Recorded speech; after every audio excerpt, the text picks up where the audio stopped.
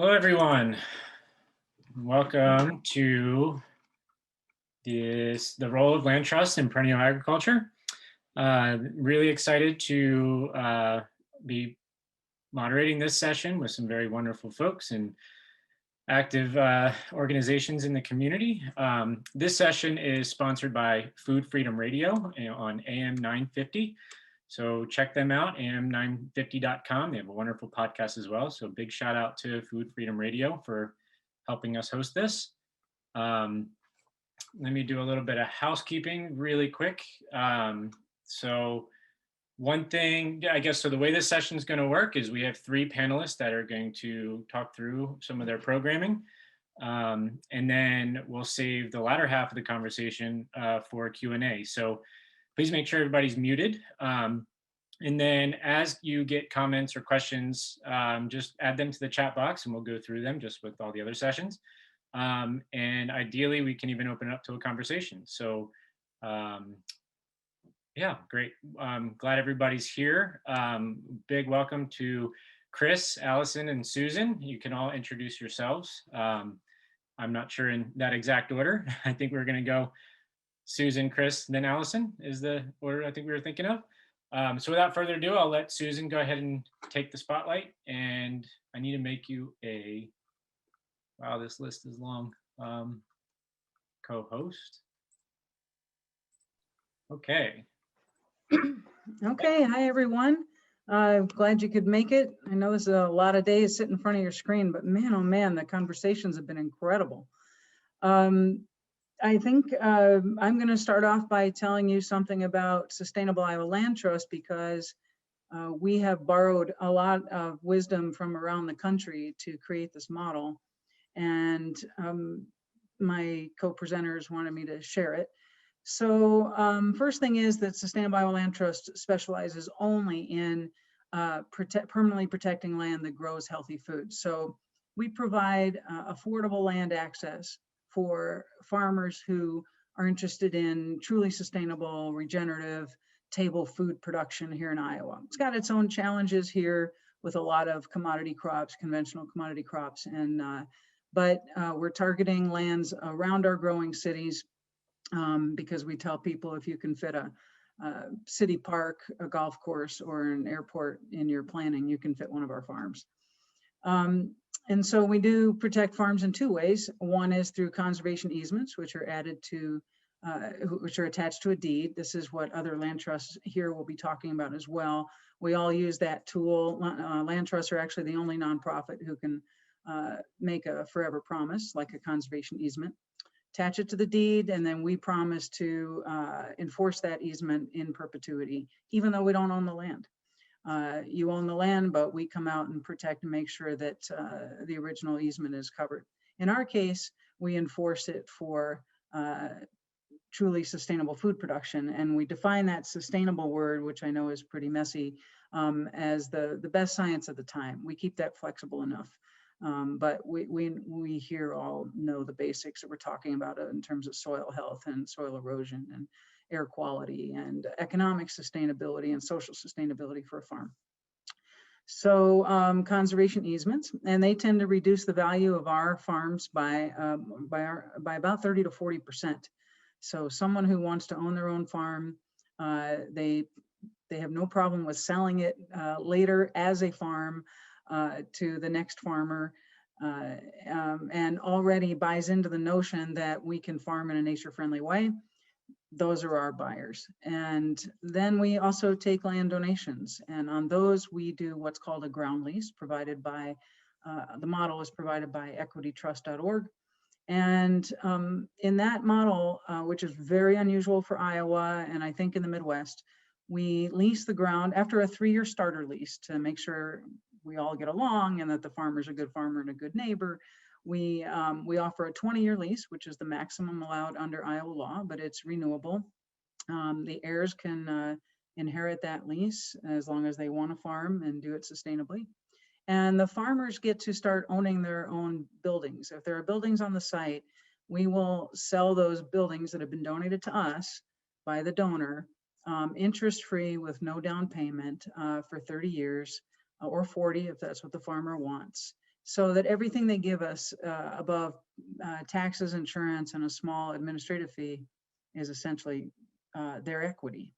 And we also build in you might call it a forced savings plan, but our farmers like it, a building fund that we also put money in every month from that payment, so that our farmers have something for when they want to make some improvements on the buildings and they want to match that money, or they want to go to the bank, they can say, we have this much money to put towards it. Our best example is our first farm that went through this whole process. We're only 5 years old, so it's a pretty record-breaking process. They're on 22 acres, 10 of those are timber, but they don't mind because they're growing mushrooms too. 3 bedrooms, small, very modest home, but 3-bedroom solar array, 60 by 60 Morton building. They can only actually farm annual crops in about 3 acres because the rest is sloped and we don't allow that, but they're putting in an orchard. And they're paying, I think, $635 a month. And the only increases they'll see is in taxes and insurance, and in a minor increase in the admin fee over time. So this is the way we provide affordable farming. And the reason we're here today, specifically at Savanna, is because we've also won a conservation innovation grant in Iowa that we're doing with Savanna Institute, because we know that people who think in terms of agroforestry, the old men who plant trees without ever the hope of enjoying their shade, right, are the kind of people who think about legacy and think about what they're leaving behind and what life will be like 7 generations from now. And those are our people when it comes to a land trust. So we got a grant for an agroforestry specialist, we call him, but he's not a specialist yet, Jonathan Hendricks. And his job is to do the research with Savanna over the next couple of years, build on what the Agroforestry Center has done and build on what Savanna has and others, to also include in the notion of cash flowing agroforestry, which we all want to figure out how to do, right? The pretty impressive tax incentives that are out there for permanent land protection. So if you add in the grants that are available and the loans that are available and the stuff from NRCS and whatever your CSA customers might throw in as a donation or to help you out, or maybe a private investor that you know who wants to give you a pretty friendly loan, and you add in a 16-year 100% deduction of your federal income tax, because that's one of the options under the federal law, now things start getting interesting. If you use that as part of your cash flow equation, things might start getting much more affordable. And so we're encouraging landowners when we come up with this formula, which we're researching now, to be able to go and do that math themselves and see if it will give them an opportunity to help a young farmer plant trees that they're not going to see any fruit on for 7 years and get them started. The only thing I'm going to share is our website, because what would I be if I didn't do that? Here it is. I encourage you to go to it. We've invested in it rather heavily. So we like people to see it. There's some stories of farm donors. We have our solutions and our models up here, and our FAQs, and all of our farms listed. So we hope that you'll go there and check it out and enjoy some beautiful pictures and some great stories. That's all I have for now until we get questions. Did I cover what you guys thought I would? Okay. Next. Alison, do you want to go next, or do you want me to go next? I'll go, since you're still muted and talking at a muted. So my name is Chris Gutschenritter. Really grateful to be here. Really grateful that this is happening this year. If you guys ever have a chance, when this happens in person, I'd highly encourage, making the journey wherever you're coming from to experience this gathering. I had the opportunity to experience it last year, and it was hands down the most impressive experience with regards to agroforestry specifically that I can say that I've participated in. So big shout out to Savanna Institute. It's also cool to see a lot of the familiar names on here that I've either worked with or studied under, and that's very cool. So I am the land protection manager for Tall Pines Conservancy in southeastern Wisconsin. We are located, I basically, the way I describe it is we're located in a corridor between Madison and Milwaukee, about 45 minutes to each. And our organization is about 20 years old. In fact, it's exactly 20 years old. And the organization started out when about 20 years ago, when some concerned landowners who owned, and I'll admit they were wealthy landowners that had lakefront property, but they recognized that the property behind them was really prone to development and also ecologically sensitive. And so they came together as a community and began what is now called Tall Pines Conservancy. And although we primarily deal in conservation easements, so it distinguishes us a little bit from SILT. I think that even in their short 5 years, they're a little bit more versed in the fee simple tool of land protection. But we have a lot of experience with conservation easements, and that is our primary tool that we use to protect land in perpetuity. As we are located in a region in our state that is under a lot of development pressure, we recognized several years ago as an organization the value of opening up our world of operations to include farmland.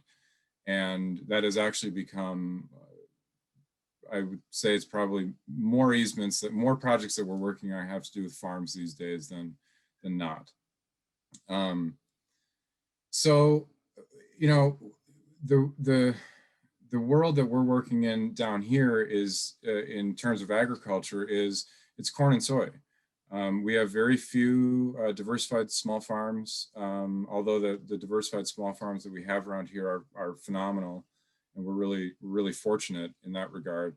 But I mean, you're talking about a corn and soy country down here, and furthermore, our land prices a couple years ago passed 10,000 an acre, and now I'm seeing land sold around my family's farm for 15, 16, 17,000 an acre, and some even higher than that if they have, you know, view sheds and whatnot. So when we're talking about regenerative agriculture in our region, we're talking about being a counterpoint, a counter perspective to the overwhelming majority of farmers, and a counter perspective to the highest and best use analysis of land, which in our area always results in development. So what we're doing to try to encourage this is, first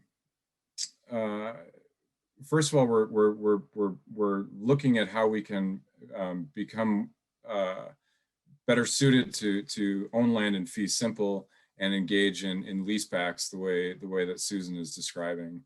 I love the idea of equity, building lease provisions in the buildings and infrastructure and things like that. We're not quite there yet. We're not operating in that capacity just yet. But what we're talking about on a staff level is, and COVID has honestly has expedited this conversation. When supply chains were cut down at the beginning of COVID, and citizens were seeing the grocery store shelves empty of the products, the staple products that they'd come to rely on, particularly dairy, eggs, things like that. There were a lot of questions, and it has opened a door of an opportunity for us to have conversations about the value of local food systems. Yeah, it's opened that door for that conversation. So being a land conservation organization with the majority of our experience being ecologically sensitive land, as opposed to ag land, distinct from that ecologically sensitive non-agriculturally productive land. We also have an institutional capacity to do stewardship and restoration projects on land. We've got a lot of experience with that. And so when we bring these ideas to the table of how do we address the development issues, how do we address keeping ag land in production, and how do we address restoring the quality of our resources? I mean, if anybody who's read anything about agroforestry knows that this is a wonderful solution to that. One thing that I wanted to talk about were some of the challenges that we're facing. Suzan touched on some of them. The value of the land. So a lot of land conservation organizations rely on conservation easements, and the general rule of thumb is that placing a conservation easement on a piece of land, this is an incredibly general overstatement, but I'll say it anyways, it'll reduce your land about 30 to 40% in value. And that's through the extraction of development rights. In our area, if you're talking about a 30 or 40% reduction in value of land, when you're talking about $15,000, $16,000, $17,000 and sometimes more per acre of agricultural land, you still have prices that are not accessible to young and beginning farmers or farmers who are looking to expand operations in this type of agroforestry model. And furthermore, when you're talking about implementing a model that can take 5, 6, 7 years to achieve any return, and maybe 20 years to achieve a full operation, a full yield cycle, it causes claustrophobia in me, but it's kind of inaccessible to folks looking to do the right thing. So we have that issue. Even with the conservation easements, our land is still not accessible to farmers looking to start these operations. The other point is that we're now 20 years into working with conservation easements. So we're starting to see what happens when conserved land transitions ownership. One of the things that we're seeing is that these parcels that have portions of the land that are available to agriculture are not necessarily transitioning from farmer to farmer. They're transitioning, in a lot of cases, they're overwhelmingly transitioning from farmer to somebody looking to move, to a rural community and build a 5,000 square foot home and have their own kind of preserve, or they're looking to invest in, we're in southeastern Wisconsin, so the biggest city near us is Chicago, and the second biggest city is Milwaukee. And so we have a lot of Chicago investors that want to buy hunting land and want to buy second home property and make an investment or add to their investment portfolio. So conservation easements are not working in our area to ensure the transition of land to farmers. The point that Suzan made with Iowa being 20 years in their limits on agricultural leases, Wisconsin has a 15-year limit on agricultural leases. So that is a limit that specifically impacts folks looking to implement agroforestry, tree crops, practices that will take years to get a return on that investment. So we as a land trust recognize the responsibility that land trusts play. It is our expertise. It is our responsibility. Somebody's unmuted here. Sorry. We're recognizing that it's our responsibility to step up into this arena and try to think outside of the box. How can we use things other than conservation easements or things in conjunction with conservation easements to address some of these issues? And then we have to think, of course, how do we do this equitably? How do we do this in a way that is going to acknowledge privilege and acknowledge some of the systemic issues that prevent certain classes from getting on this land? So I'll leave that at that, and hopefully that'll be enough to inspire some conversation. Thanks, Chris. I'm Alison Volk. I work for American Farmland Trust. We're a national nonprofit with the mission to save the land that sustains us by protecting farmland, advancing sound farming practices, and keeping farmers on the land. If you ever see these green "No farms, no food" bumper stickers, this is us. I work in the land protection arm of AFT, and I'm based here in Madison, Wisconsin. And one of the things that we've been working on the past year is trying to pull together a proposal for the Regional Conservation Partnership Program. We have been struggling, and this is really an idea that Tall Pines, as executive director, came up with.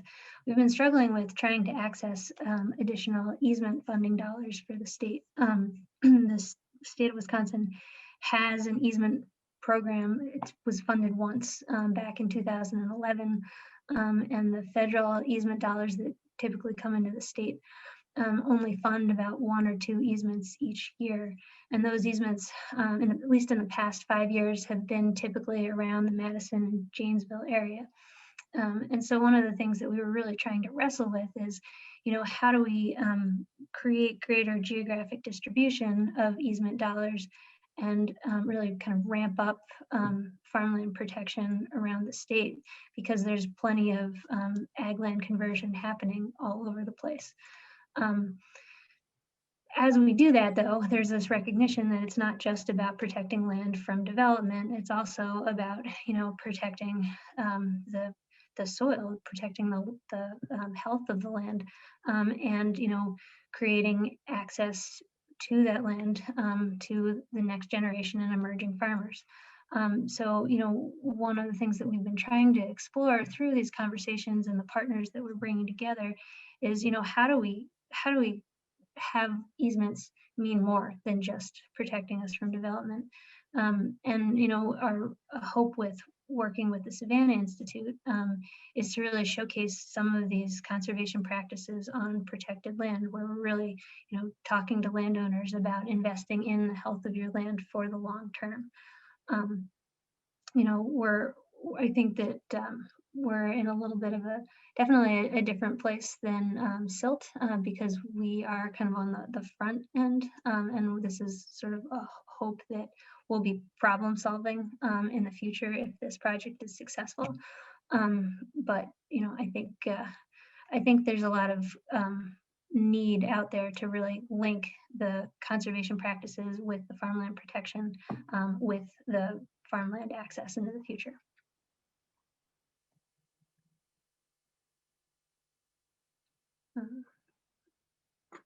I'd like to add for folks, we're going to open it up for discussion, I think, but I'd like to add for folks who aren't familiar with conservation easements.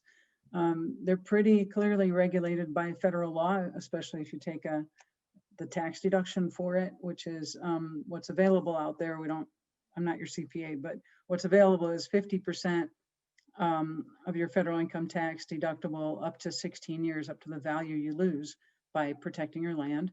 If you're not a farmer, and if you are a farmer, make more than half your income from farming, it's 100%. And that's something you need to check with your own professionals. But because those because those tax incentives are so big, the IRS is very careful to make sure that easements are legitimate, and we're glad of that. But that means you can't have something in an easement you can't enforce. And so you can't have something like no smoking, because you're not going to be out there for 365 days a year making sure nobody smokes, right? Or no hunting, we often get, and I don't know how you could defend that in Iowa. And that's usually it's usually a prohibition, that, and the lawyers here can speak better to this, but it's usually prohibitive language like no development. SILT is one of the few land trusts in the country that I know of that are taking that chance at what's called affirmative language, actually requiring that a certain action happen. If you buy the land, you've signed a contract to also agree to farm it or to have it farmed. And if you can't do either one of those, you also agree to let us farm it. So we'll get somebody on there if you can't after a certain amount of time, 5 years. So I just wanted to explain that to everyone because it's a 25-page document. It tends to be rather complicated and just kind of lay out some of the basics. Yeah, that's really great. And I think that answers, Lynn had posted a question about have SILT, or particularly either of you, have you had any issues with folks not adhering to conservation practices? Like, what are those backstops to, some of the contracts, and what happens when you have a leasee or a landowner that's not following through with their obligations? Well, I tell you, Chris can speak to what happens 20 years from now, because that's a much harder time. But we have relatively new easements. We don't take on an easement unless we can at least see a little bit into the future about what it's going to look like. So like 2 easements that we have, we knew they were going to transfer. The land was going to transfer. The older sisters wanted to get out of the landowning business. They were going to sell one to the nephew in the family and sell another farm to the tenants they've had for years. We already knew that the people on the land were organic farmers, and they were youngish and they weren't going anywhere. They made their lives. So our risk on that was relatively low.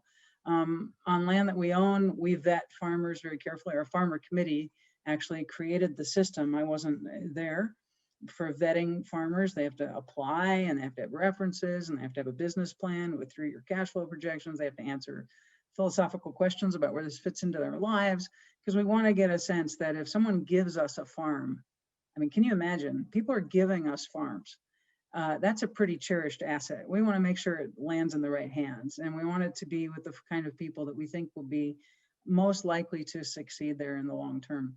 So those are some of the things we do. In our easements, the only thing I can speak to, because they haven't transferred anybody we didn't expect yet, and so we can see at least that far in the future, is that we have a trigger in our easements that if when the land goes up for sale and there's an offer made, the land trust has to be notified within 30 days. That way we can talk to that prospective owner before they're in full hook, line, and sinker and say, hi, welcome to the neighborhood. By the way, did you happen to see this thing in the legal documents? And so what kind of farmer are you? And this gives the prospective buyer a chance to get out if they didn't understand that was the deal. So we're hoping that reduces the amount of enforcement times we have to face. And again, we borrowed all of this advice from other land trusts, and we stand on their shoulders all over the country. And AFT, I love them dearly, and Wisconsin, they taught me some folks in Wisconsin taught me you could go bankrupt being a farmland trust. And I learned it was because if you put it out there that you were buying easements, because farmers would like to get paid for that loss in value. Well, we don't. We take donated easements. That's all we can afford. So those are some ways. You guys have some ideas? Yeah, as far as enforcing enforcing the lack of adherence to conservation practices, to speak directly to that question, unfortunately, that's depending on the year, that can be where most of my time is spent. We've had a couple of new landowners come and they say, yes, we get it. Yes, we understand. Yes, they say yes because they want the property and they've got a lot of money and they buy it. And you go to do your annual monitoring and you see, we had one recent experience where a landowner installed lights over a wetland, and he wanted it lit. So when he drove in his quarter-mile long driveway, half-mile long driveway, you would see this wetland kind of glowing, and looks beautiful, right? Except it is absolutely disruptive to a lot of the biological cycles that are happening on that property. And the terms of the easement itself do not preclude him from lighting the wetland, but the terms of the easement preclude him from disrupting ecological cycles within the wetland. And so it's, that happens, you show up, you see the wetland is lit. You need to, and this is going to be probably a landowner for the, next 30, 40 years, So you have to understand, like, okay, yes, we see that these are not the terms of the easement. Here's why we're enforcing this. This is an ecological function. We have to come at it from a very educational perspective. in no means is litigation our first course of our first means of recourse against the landowner. We absolutely want to develop a partnership with our landowners. We have not. Suzan mentioned something about affirmative obligations, affirmative covenants in an easement. That is an interesting strategy to use. And it comes with a lot of increased responsibility and obligations on behalf of the land trust. Right now, what we are doing, so just a 1 minute primer on conservation easements, is that when you take the conservation easement, what you're doing, what you need to do before that is identify the conservation purposes and values of the property. Conservation purposes are determined by the IRS code. Conservation values are basically a description and a documentation of the ecological value or the viewshed value or the agricultural values of that property. And then we document those in what's called a baseline documentation report.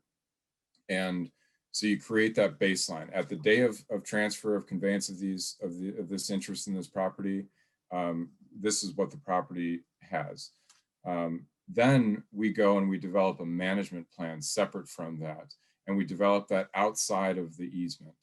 The easement is the mechanism that is legally enforceable in court. The management plan is something that has some flexibility. So we keep that, we reference it in the document, but we keep that separate. And so whenever we've had the opportunity of a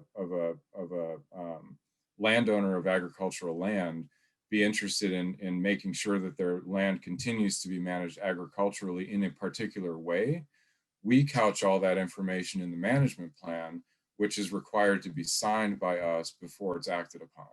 So that's how we create that flexibility without, I mean, if we look at agriculture, we have no idea what is going to be economically viable, I mean, next year, let alone 10 years from now.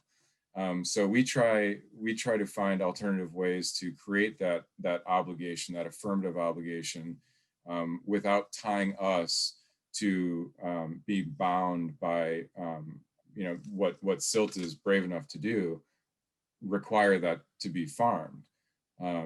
You can go bankrupt doing this. You can go bankrupt buying those development rights if people are expecting to be paid for them, and you can also go bankrupt enforcing these things. Lawyers are not cheap, so I'll leave it at that. Yeah, Alison, that's why we got insurance. Yeah. Did you have anything you wanted to follow up with on that in your experience?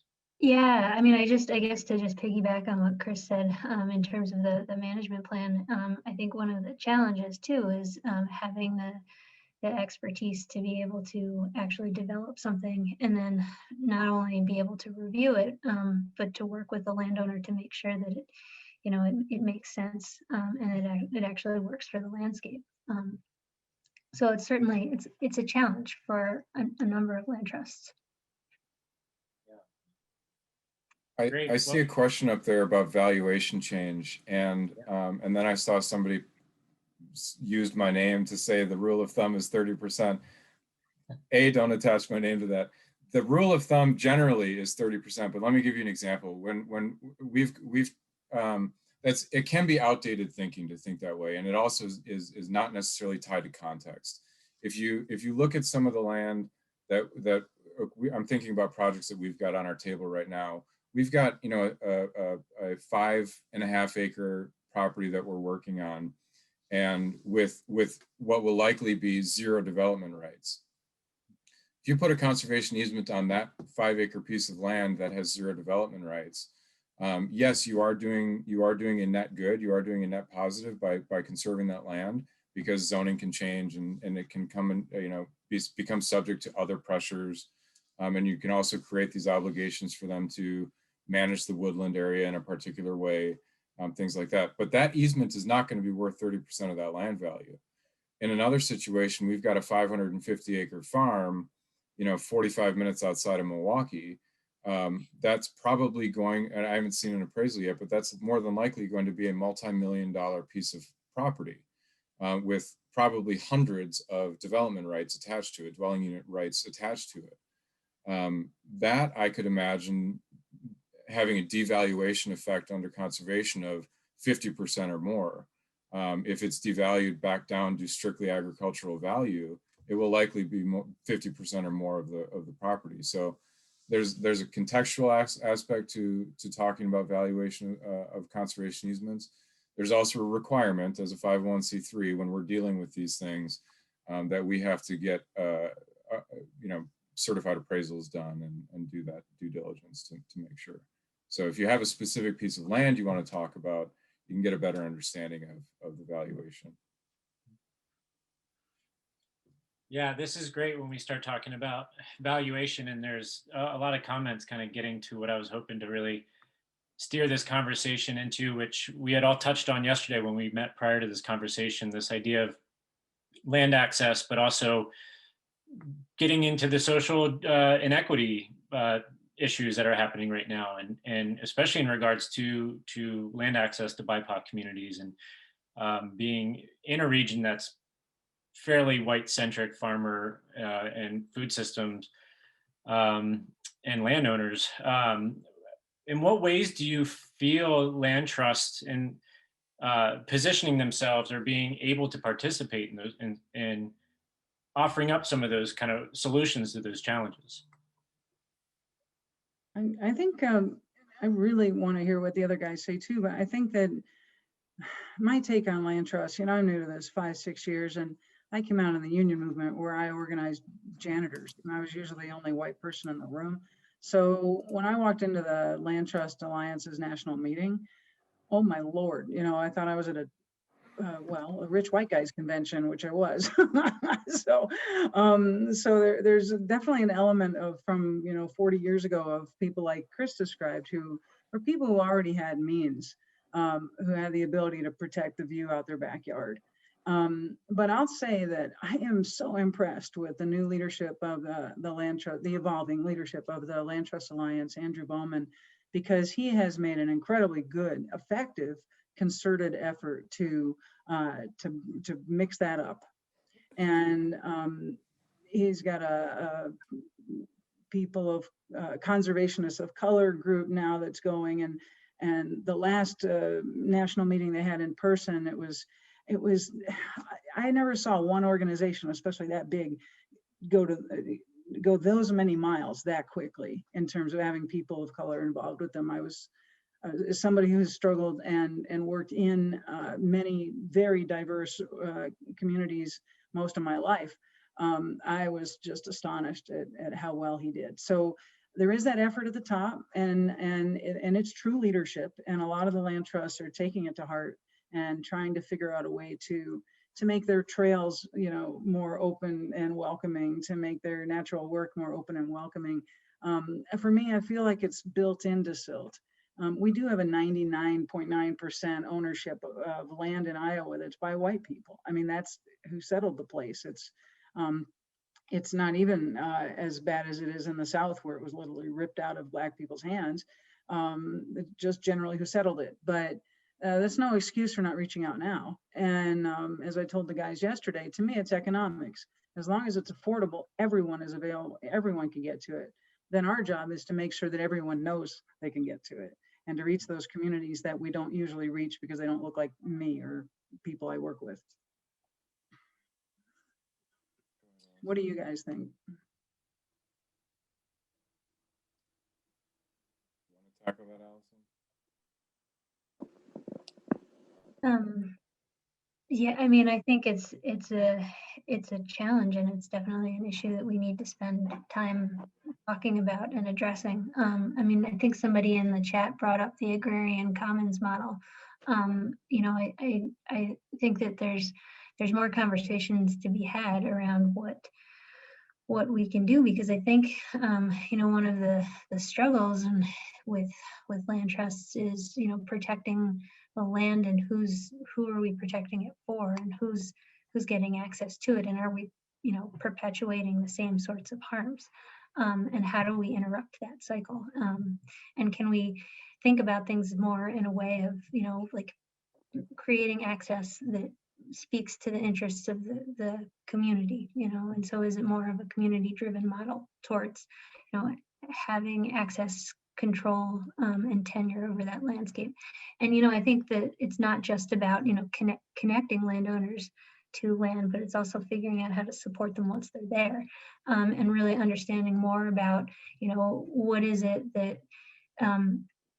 that makes it possible for a farmer to be viable once they're on the land.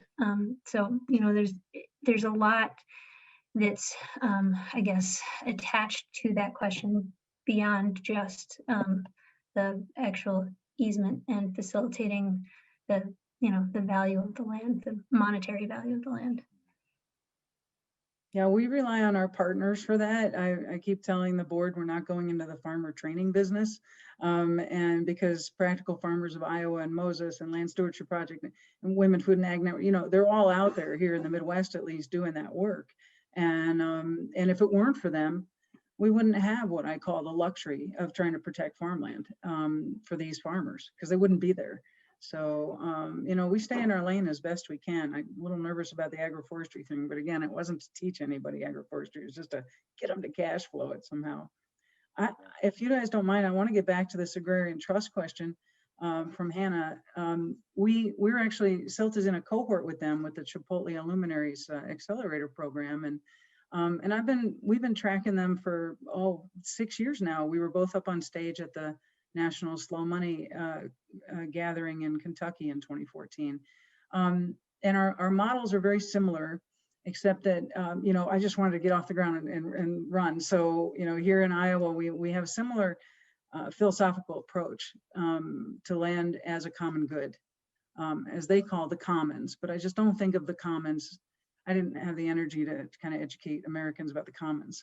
So I just think of the nonprofit as a public charity and a common good. And that's what we're doing. We're taking farmland out of the notion of being a commodity, and we're turning it into a common good through public charity ownership or protection.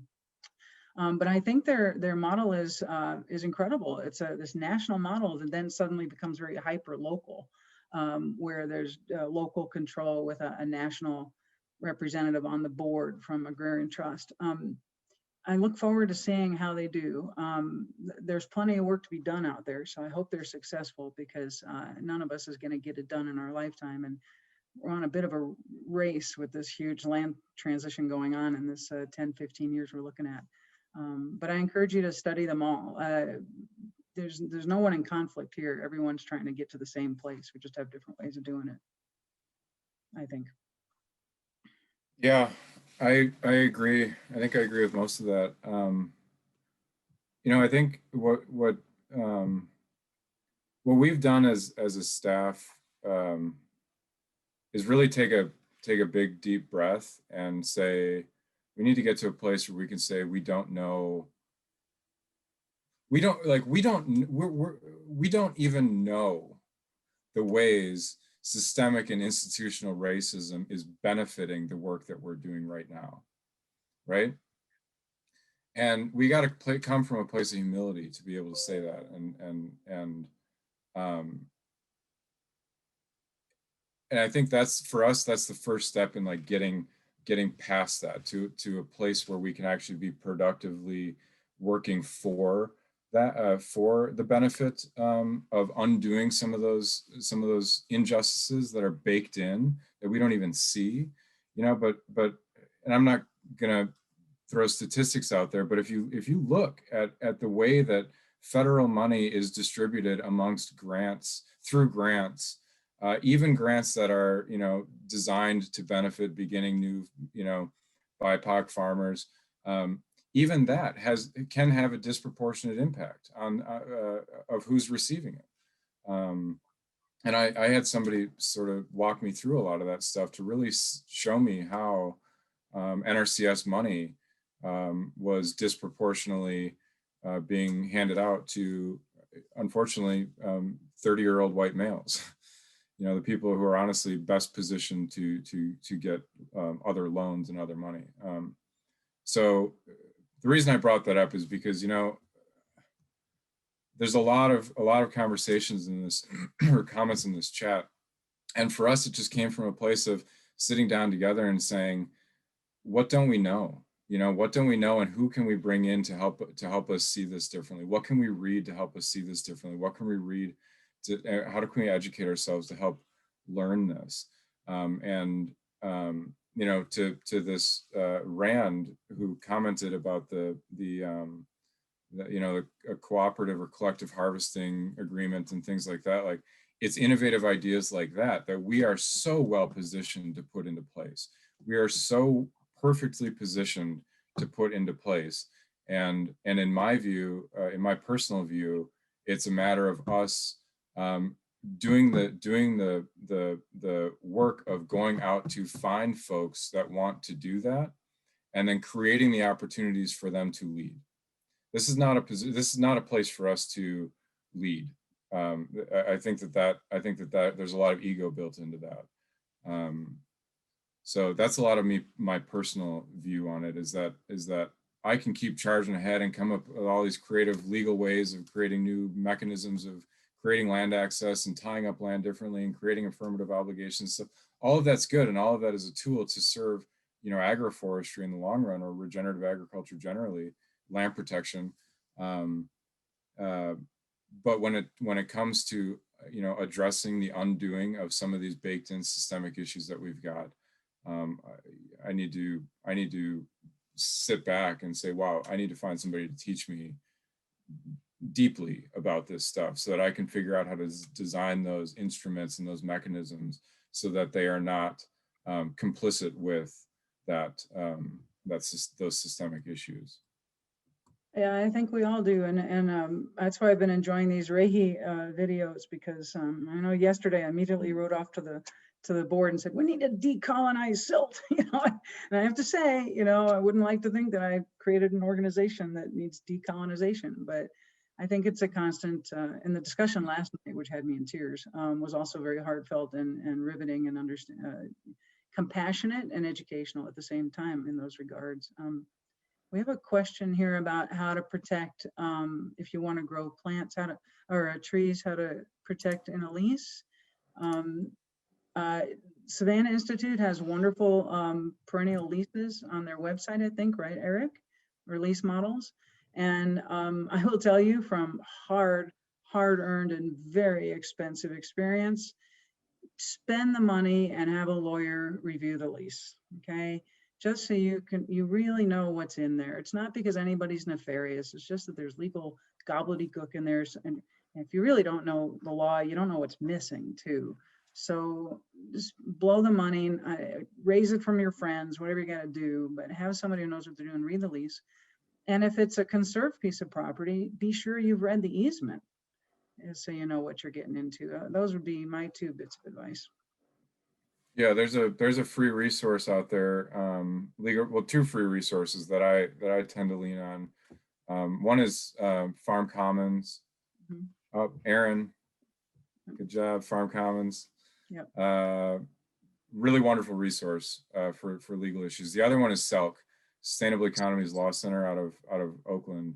They are innovating faster than I think anybody else in this field right now, developing interesting leasing agreements, interesting ownership structures, means of holding land in commons.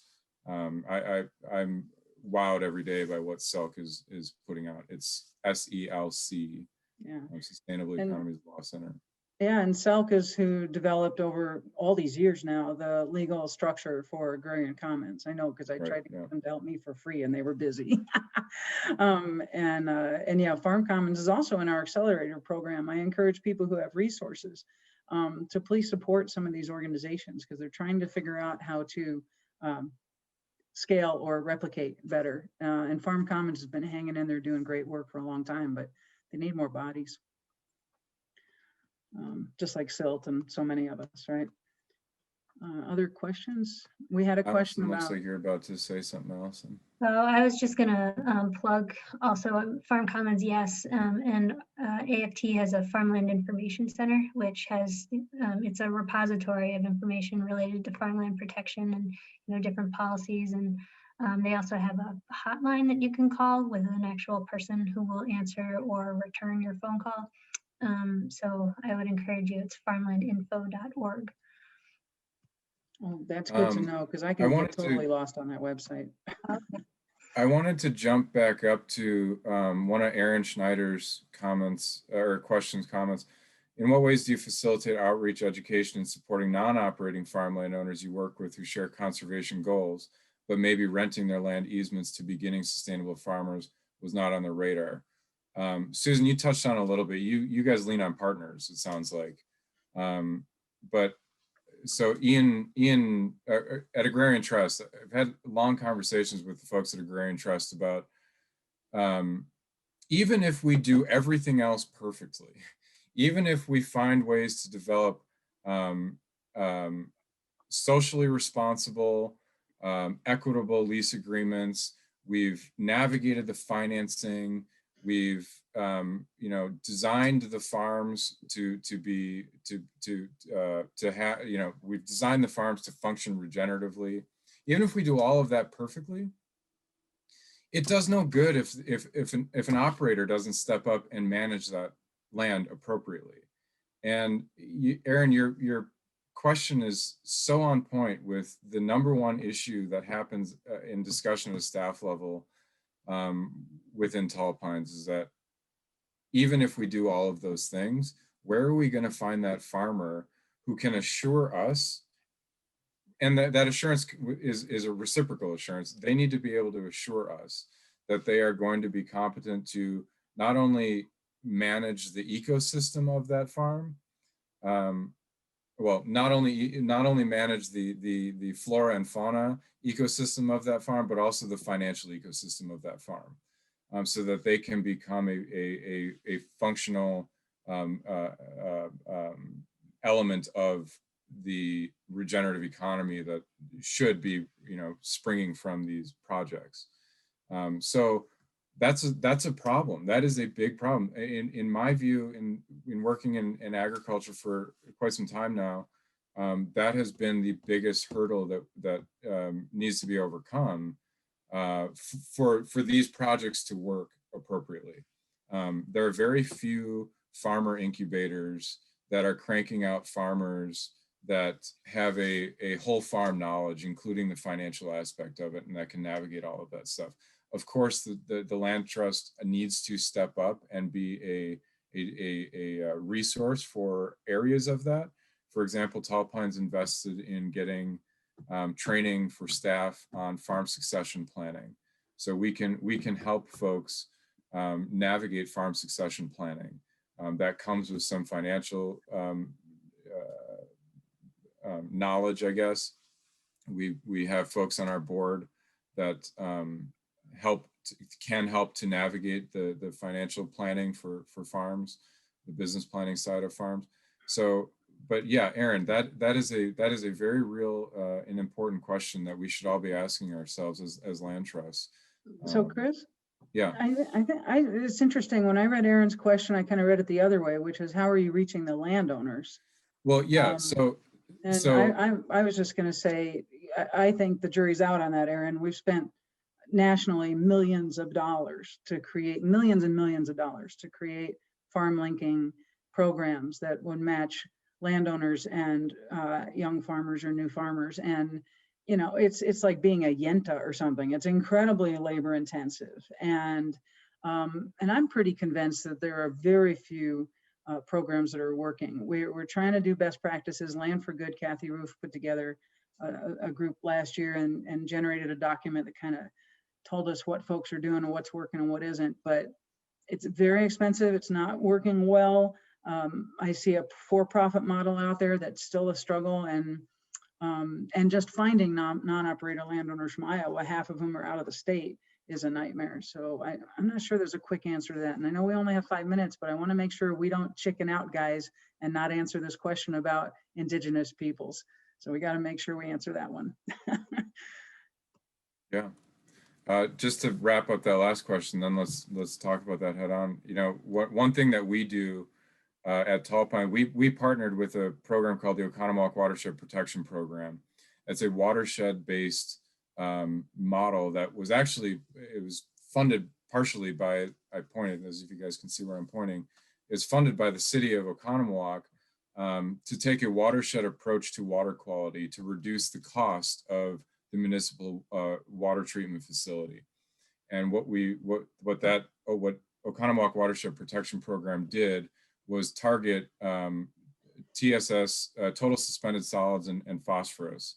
And so they, as being the primary points of intervention. And so they went upstream and said, where is the TSS, where is the phosphorus coming from? And of course they find farms. And so what we've done is reach out, we've created a database of landowners that own agricultural land within the watershed. And we reach out to those landowners and show them we introduce them to this program. First of all, we talk about conservation easements, we talk about protecting the land, we talk about all of that stuff together as a partnership. When you conserve your land with TPC, you also get OWPP as a partner. What that partner brings is we do aerial seeding of cover crops. We do cost shares for buffer installations, things like that.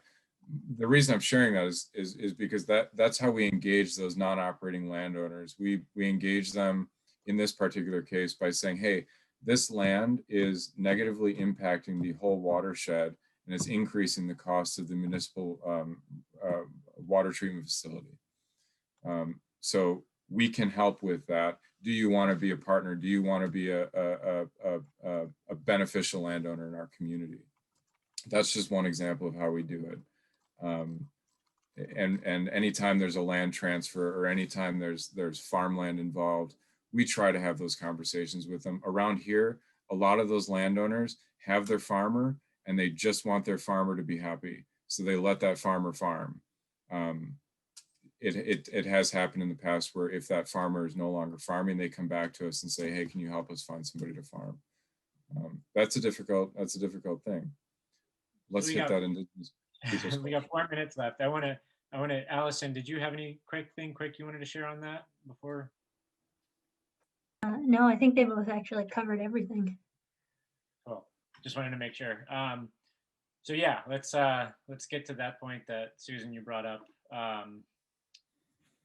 regarding indigenous nations. How do you guys find your role in working with indigenous nations? Susan, do you have any? I was hoping the veterans would speak first. I mean, here in Iowa, the Meskwaki own their own land here. I think they own a couple of towns, Tama and Toledo, but I'm actually just about to meet with one of their most vocal activists, Shelley Buffalo, next week, because she wants to do some work on agroforestry. It wasn't even a question of, who owns the land. I think they like their land contiguous, and we haven't been near where they're located, and they're really the primary tribe in Iowa. So I don't have a lot of experience there. I mean, I do draw the line. I mean, quite honestly, I do say that I created SILT for 25 of us created SILT. It wasn't to hand it back to the indigenous peoples, and I'm not even sure selling it back to them, as I saw one comment is the answer.